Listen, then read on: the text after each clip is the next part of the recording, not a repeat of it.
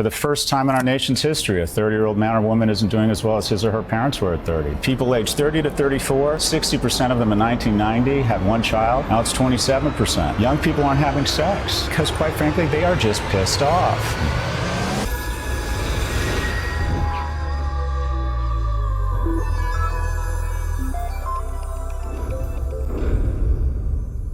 Welcome back to Tracking That, a channel where we try to track what liberals are saying but end up not being able to as usual. And in today's video, we're getting a rare glimpse of MSNBC speaking the truth on the current state of the newer generation. This generation is more depressed than ever, poorer than ever, and it's no wonder why there's been a sharp decrease in having children at age 30 to 34 compared to the last generation. This is concerning because if we wait any longer past that age range, that's when you have a higher chance of birth defects and fertility decreases. According to the National Institute of Health, peak fertility in women is around 22 years, and the ideal pregnancy is at 23. Having a baby at age 25 gives you a 1 in 1250 chance of having a child with Down syndrome, and that increases to 1 in 100 at age 40. Data collection on birth defects, Down syndrome, and miscarriages are almost non-existent, so I'm reckoning we're going to be having a sharp increase in all three if the state of our generation doesn't improve. For me, there's no question as to why we're having less children, and this video will provide further context. For the first time in our nation's history, a 30-year-old man or woman isn't doing as well as his or her parents were at 30. That is the social compact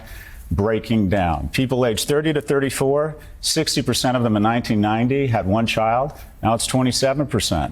People are opting out of America. They're not optimistic about it. They're not having kids. Young people aren't having sex. They're not meeting. They're not mating. The pool of emotionally and economically viable men shrinks every day, which lessens household formation. So we have a real issue. Young people are enraged. So it turns every cut, every movement into an opportunistic infection because, quite frankly, they are just pissed off. They look up, they see wealth, exceptional wealth across my generation and people in certain industries, and they are really struggling. Their purchasing power is going down, and the incumbents create artificial scarcity on campus. We take pride in rejecting 90% of our applicants, so the incumbents who already have a degree see their degree go up in value. We get very concerned with housing and traffic once we own a housing. Housing permits are sequestered from young people. Housing prices have gone from $290 to $420 in the last 4 years. So a young person, a house, stocks that I don't own skyrocket in value. Let's have COVID relief and flush the markets and take assets way up, because if 1 million people dying would be bad, would be tragic if I got less wealthy. And we're doing it on their credit card.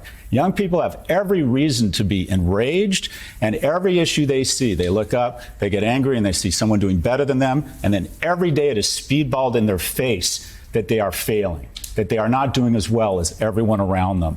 We have lost the script. Our kids are more anxious and more depressed and more obese and more addicted.